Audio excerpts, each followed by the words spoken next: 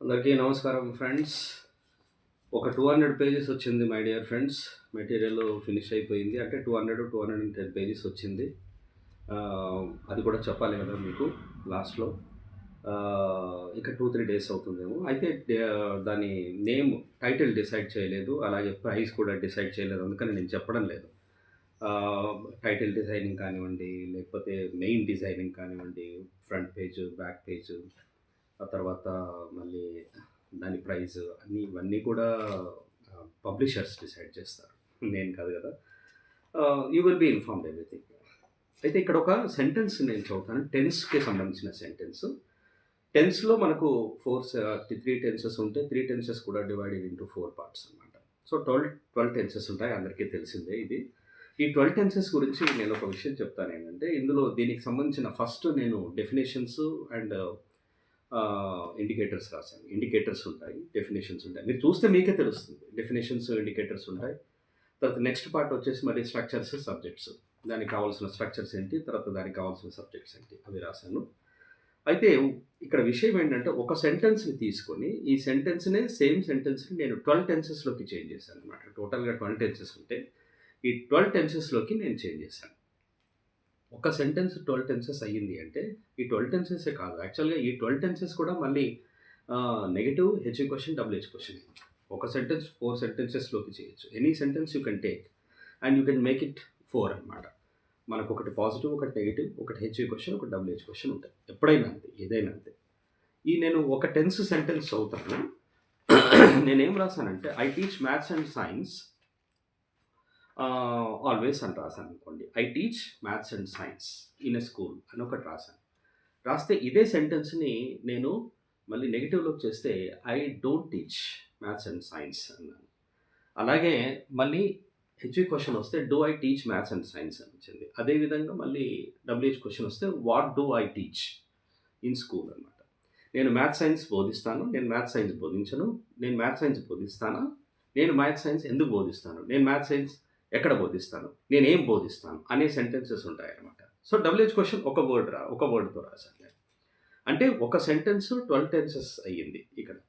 That means ఇక్కడ మనకు టోటల్గా చూసుకుంటే 8 సెంటెన్సెస్ నేను రాశాను. ప్రజెంట్ టెన్స్లో 8, ప్రజెంట్ కంటిన్యూస్లో 8, అంటే simple present tense 8, present continuous 8, present perfect tense 8, మళ్ళీ ప్రజెంట్ పర్ఫెక్ట్ కంటిన్యూస్ 8.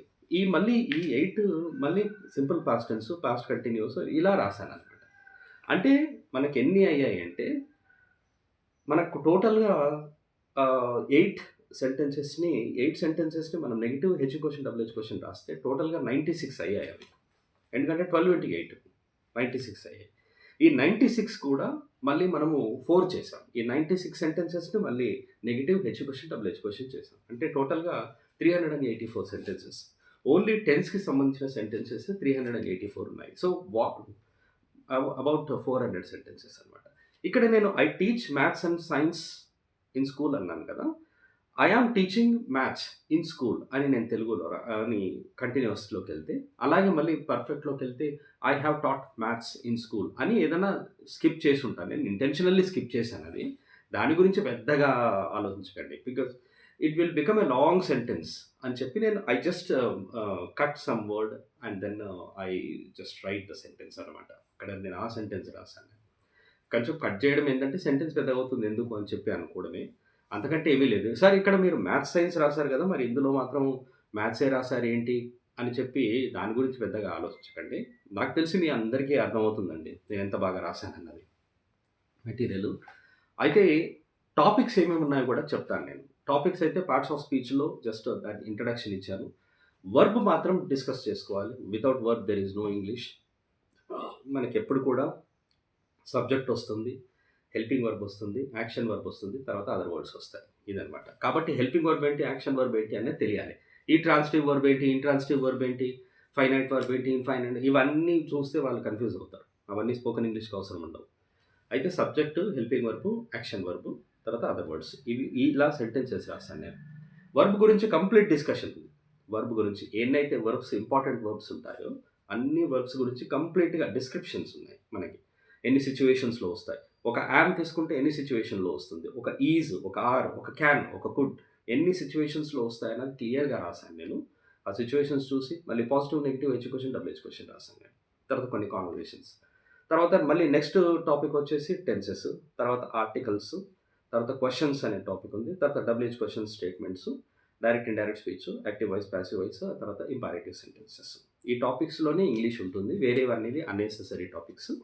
కాబట్టి ఇవి మీరు గనక తీసుకొని ఎవరికైనా జస్ట్ వాళ్ళు ప్రాక్టీస్ చేయాలనుకున్నారు, నేర్చుకోవాలనుకున్నారు అంటే జస్ట్ అది ఇచ్చేసేయండి.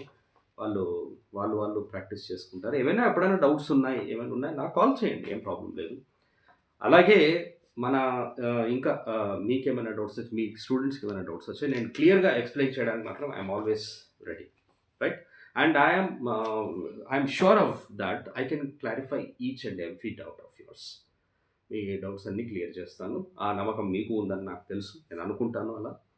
కాబట్టి my dear well wishers, support చేయండి ఇలా ఈ దీన్ని తీసుకోవడానికి. ఇక్కడ ఈగో ఫీలింగ్స్, జెలస్ ఫీలింగ్స్ అవన్నీ అనవసరం అండి. మనము చదువుకున్న వాళ్ళం కదా! సో, అవన్నీ పక్కన పెట్టేసేస్తే మనము చాలామందికి ఇంగ్లీష్ నేర్చుకోవాలనుకునే వాళ్ళకి హెల్ప్ చేయొచ్చు. ఓకేనా? Thank you very much.